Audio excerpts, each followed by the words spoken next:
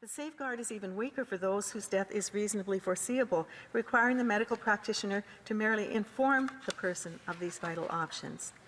The governments failed to follow through on their promise to invest $3 billion in long-term care that includes palliative care.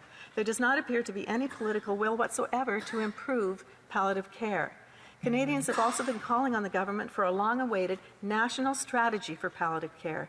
There's a thirst among Canadians for real solutions to end-of-life care. This government seems all too willing to ignore the 70% of Canadians without access to palliative care and instead attempt to impose on them a flawed, one-size-fits-all regime. We can already see the consequences of pushing forward with an assisted dying agenda with little regard for palliative care. In British Columbia, the Delta Hospice Society was stripped of 94% of its operating budget for refusing to provide euthanasia in a facility intended for the provision of palliative care, despite repeated attempts to defend their charter-protected, faith-based objection to being required to provide euthanasia and reach a compromise in good faith. 10 hospice care beds are now at risk and will be surely defunded.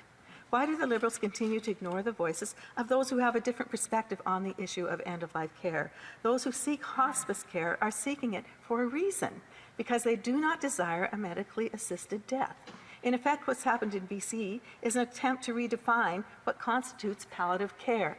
In fact, Fraser Health Authority's decision flies in the face of the Canadian Society of Palliative Care Physicians, who have clarified that euthanasia and assisted suicide is distinct from palliative care. I'd caution Canadians not to regard the Delta Hospice Society situation as an isolated one. This government has shown little interest in supporting hospice care, and I wouldn't be surprised by further attacks on the ability of Canadians who choose to end their life naturally. In the Globe and Mail, Sarah Gray put it well. The hospice isn't a place where people come to die. It's where they come to live well for the little time that they have left. It's a place of celebration, connection, comfort, and support. It's a place of safety for the dying and the grieving. In Cardinal Collins' words, let's work to create a culture of care rather than rush towards a culture of death on demand.